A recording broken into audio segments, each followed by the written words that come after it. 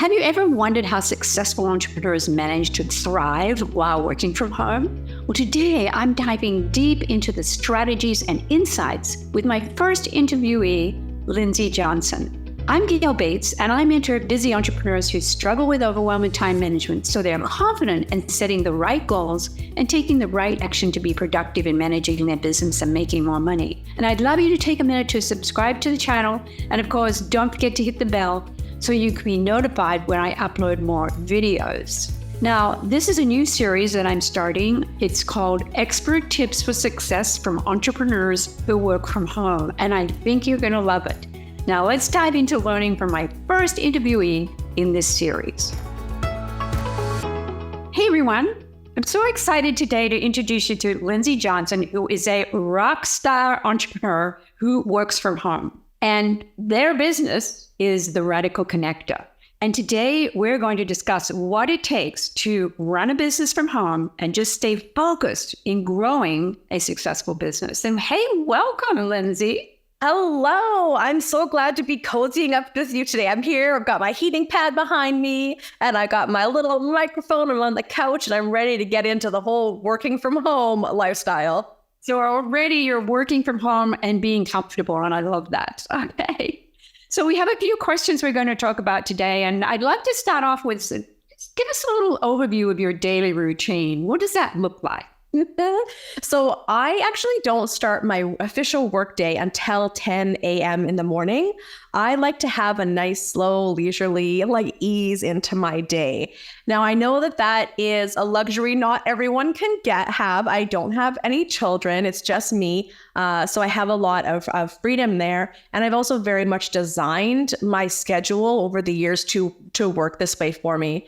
But I usually get up around 6:30, maybe 7 if I'm sleeping in. It's just when my body naturally wants to wake up. So I let it wake up. I'll usually have a bit of a workout. I might putter around. I'll shower, maybe make my bed, kind of putter around a bit. I start every morning with a hot cocoa. I make my own hot cocoa with cashew milk and this delicious organic cocoa that I have. And I'll usually sit down. I might watch a YouTube video. I might read for a bit. I truly love to just ease into my day. It also gives me a chance, maybe I do check my phone. I will check my socials and my emails just to be is there anything urgent? No. Okay. Then I can continue to enjoy. And then once 10 o'clock hits, boof, off I go. It is meetings and sessions and away we go. And are you working all day or do you take breaks? Yes. Yes. Yes. But I sometimes work through them. I try to schedule myself in a 30-minute buffer between each call, but sometimes I'm really having a good conversation and I don't always honor my own buffer boundaries. But I do make an effort to stop for lunch, make myself some food. Again, I'll probably throw in a YouTube video or something that's not work related and just eat, let myself enjoy some entertainment and then I'll get back into it. You have to have that downtime. Yeah, it's important. And then when do you think the end of the day, what time does the end of the day? Do you go into the evening or? No. If I go into the evening, it's generally because I'm working on something behind the scenes that I'm trying to get done. Maybe I'm making a new sales page or writing out an email sequence or something like that. But I typically don't have meetings past 4 p.m. And quite honestly, most days my day ends around 3 o'clock. And that's just the way that it works, the way people schedule. I have an open calendar, people book themselves in. And so that just typically tends to be. And I think that's most likely because most people are then picking up the kids or moving on with their own day. And so the people that book meetings really cooperate well with getting me out of my office early. Well, I love it. I mean, I think that is one of your true successes is having that calendar where people can book their own appointments when it is available for you, right? That is a very important area, I think, of being an entrepreneur working from home. Yeah. 100%. Calendly is my best friend and any entrepreneur who has to deal with schedules and calendars. Calendly or Acuity if you use it. Best friends. Yeah. Yes. And you are a whiz at Calendly. I know, because I have to get on your calendar as well.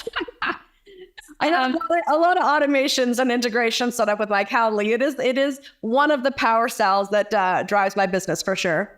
Right. And now I know usually when you and I meet, you're in your beautiful office. So what do you think are the best tips on creating an effective workspace? How have you kind of set up your home office for maximum productivity? I wish I could give you a tour. You know what? I feel like this needs to be a YouTube video I need to make one day, a day in the life of Lindsay at work from home. Yes. So I have multiple stations around my house where I can work. I have my office, which has my desk and my chair and my double monitors and all that. And that's where I do a lot of my workshops, or I have my academy. That's where we hang out because I want the double screens. I want to be able to be really set up. Also, I think it probably looks a little more professional than me hanging out on my couch. But then I also have in my office, I also have a great big giant chair that I got from IKEA. And actually I discovered this chair from another business friend of mine while I was working at her place one day. We were having a co-working day and I was like, this chair is epic. I can sit cross-legged. It's so big. And so I have another chair. So when I'm sick of sitting at my desk, I have a portable, I'm on it right now, a portable little desk. And so it sets up there. But then I'm also in my living room. I love sometimes to come and sit on my couch. I have a heating pad. This is where I will have my chill meetings, when I'm in my pajama day meetings. I have a station over there by the window. I have a table over there. I even have a little home gym over there. Right? I have so many setups, just depending on. And I think that's really important. Yeah, because it's where however you feel and you feel comfortable when you're working or when you're going online with people. I love it. And I know you do a lot of live video, right? Yeah. I see a lot of your live videos on your Instagram account. Yeah. I go live on Instagram, on TikTok, on YouTube. Yeah, all over the place. Yeah. So let's move into your challenges. What are your biggest challenges working from home? Well, how do you feel like you overcome them? Yeah, that is a really, really important question. I have actually been working home for like 20 years, a long time. And so I almost forget what it was like to not know what to do. But when you're new to working from home, and especially as an entrepreneur, if you're used to being told when to show up, where to show up, what to do, when to do it, right? It can be, it's like a little too much freedom when we start working from home for ourselves. And especially because, I was just watching Buffy and I'm like, well, just one more episode of Buffy the Vampire Slayer before I get back to work. Or, let me go do some laundry, or maybe it's time to clean the kitchen. Mm-hmm. And the thing is it's great that you can both work and do the laundry, but the pitfall comes in when there's something about the work that you're avoiding. And so then you do everything else like the laundry and the kitchen. And yes. Right? Yeah. I know from my own experience, that's the way it is. Yes. Yeah. Right? It's I like when I can be productive with both housework and work, but I remember in the early days, it would have been that. I'd been like, the TV is right there. And you know what I mean? Like there's so many other things I can do besides work. And so, it definitely takes a strengthening of your discipline muscle to be able to go, this is my work. Yes. I make a list. These are the things I need to get done. Yes, that's exactly what I do. Exactly. Yeah, and then I use things like to-do list there. I got to follow the to-do list. I got to focus, pay attention. And yes, I do like to multitask just like you. I have the laundry going right now, all of those things. Yeah. Well, the other thing too, I find that helps is body doubling. And this is something that I didn't have when I was in my 20s. Like this wasn't a thing that we did really outside of like a study group in university. But popping onto Zoom, that's what I was doing right before you and I went live. I was on Zoom with another biz bestie and we're just sitting there, music is playing and just getting work done. But there's something about the two of us being there. It grounds you to the work. It holds you accountable to getting stuff done. That's how the solution of being alone as an entrepreneur working from home. And I know your co-working sessions are great. I'm a huge believer in those co-working sessions and get a lot done. Yeah. Oh, yeah. The next question I have for you is, and I know you're really good at this, and that how do you stay connected, like with your team, your clients? I want you to share some favorite communication tools or strategies for people who are listening today. Yes. I know you have some great ones, and I think that's so important as an entrepreneur who works from home. Connections. Making connections, maintaining connections. Yeah. the pandemic was rough for extrovert entrepreneurs like me that work from home. It was rough to be cut off from the world for such a long time. And it really did showcase or highlight, I think, for a lot of people, the importance of these connections. I would say when it comes to staying connected to my team, we do weekly calls on Mondays. They're my first call. So on Mondays, I actually don't schedule anything else. Mondays are my day to do admin work. So that's when I meet with my team. We start with a fresh week. We talk about what's going on, what needs to get done this week. And then other than little check-ins here and there, we use the Signal app to communicate. Other than that, they're doing their thing and I'm doing my thing. So I really like to start off my Mondays with that kind of a check-in for my admin team. Mm-hmm. And in terms of business, like business friends, business besties, every Friday, I have something every Friday. It's a commitment I made to myself, whether we're going for happy hour or we're going to go, for lunch, but I plan something with my business besties every Friday and different besties, not everybody else, different besties all the time. Right. Right. And then during the week, when you're working with clients, it's not the same as having people that you talk to about business or about life, right? Having those people that can mirror things back for you and help you see things. So I also have my own mastermind. I have 3 other women that we connect with every month as well. And we troubleshoot things and we aspire the heck out of each other, push each other to go a little bit bigger, a little bit further. So those are sort of the 3 things that I do to maintain connection with team, with my besties, and then with my kick in the butt motivators. But you're a big networker. Mm-hmm. So do you get out of the house and go networking, or do you network online? What is your strategy on that? I do both. I go to, if there's networking events or any kind of events kicking around that interest me, I absolutely go to them. Yeah. I will sometimes host them. Like I'll host potluck dinners where entrepreneurs get together and we hang out. Yeah. I used to do a lot more hosting back when I lived in Toronto, but I moved to Vancouver, like back here, and then the pandemic hit. So like I'm not as in full swing yet as I was back then, because we're only now in the past year and a half starting to do networking events. I'm feeling comfortable about that. Yeah. And so, I do little ones and I do lots of online networking, whether I go to an online networking event, online entrepreneurship organizations, or even just networking on social media, on LinkedIn, on Instagram, on TikTok, on Facebook. And do you schedule that? Do you schedule your networking? Yes. So networking is what I call in my world, it's an RGA. It's a revenue generating activity. And it's a really important one. It's the number one activity that I teach new entrepreneurs to do. And so, I absolutely schedule in time. I have standing appointments for different organizational sort of networking things online that I go to. Most live networking events are in the evening. So I just find them and book them. And then in terms of just connecting with people on social media, I'll carve out usually like half an hour slots, a couple of times a week where I intentionally am going and I'm connecting with the kinds of people that I want to be connecting with. And that's for the initial outreach, right? The initial networking. And then to have now phone calls with people, follow-ups with people, whether we're going to talk about doing some business together, if they're going to work with me or join my program, whether we're going to collaborate on something, whatever that looks like, that's when they then go to that Calendly integration, book a call, and we chat.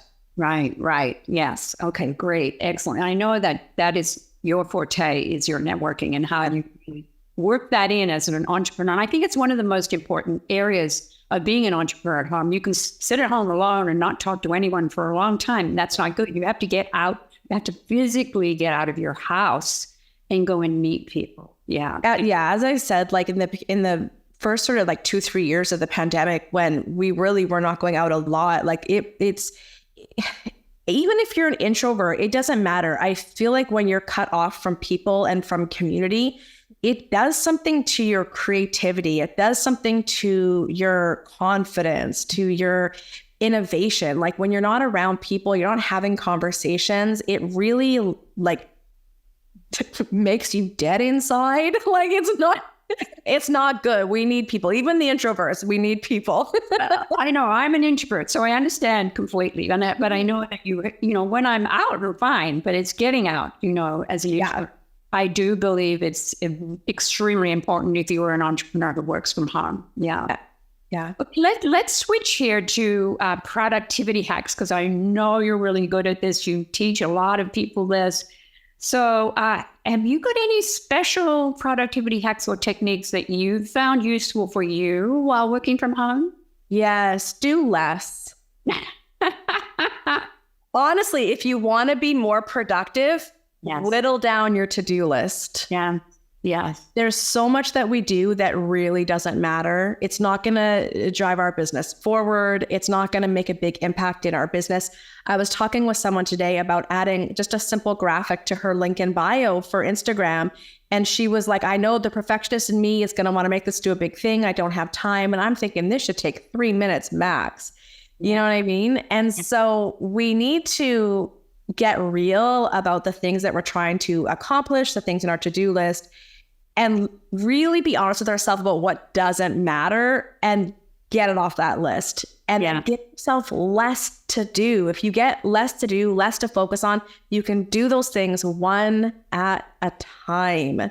And then, whereas if you're doing too much, forget about it. You're going to drown in, when I get overwhelmed, I just go to bed. Like I'll be like, nope, overwhelm is kicking in. I'm going to go watch some more Buffy the Vampire Slayer and YouTube videos in bed. I'm done for today. We got to avoid that overwhelm by doing less. Yeah. Well, my thing is prioritize 3 things. Power of 3. That's another one that I love to use. Yeah. Oh, if we were in my office, I would show you my notebooks. I made little notebooks for myself.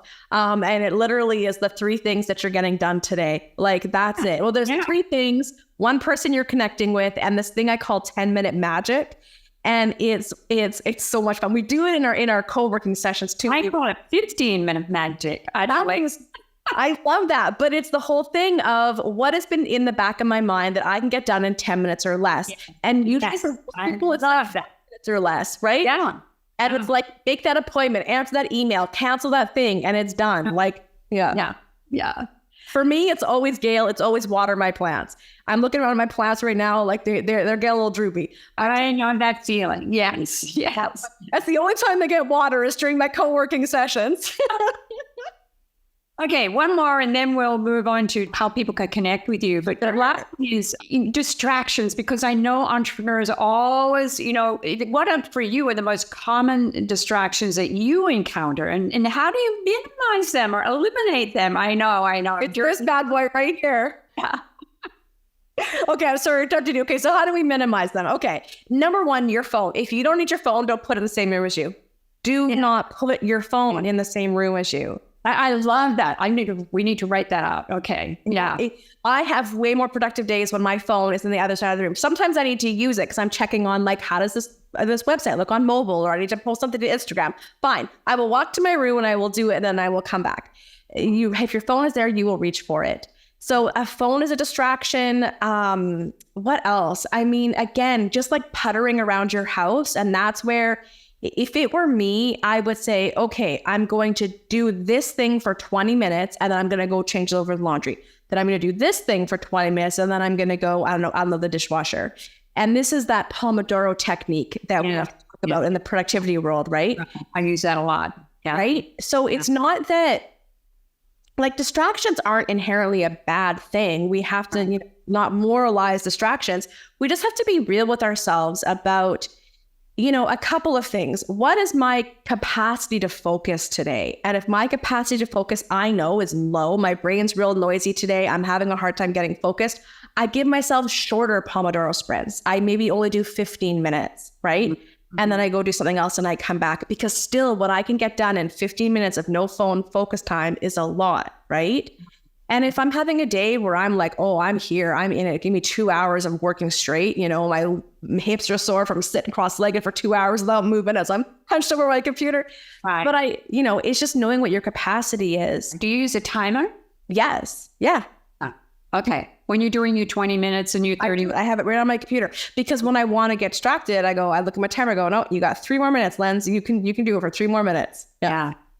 Okay. Great.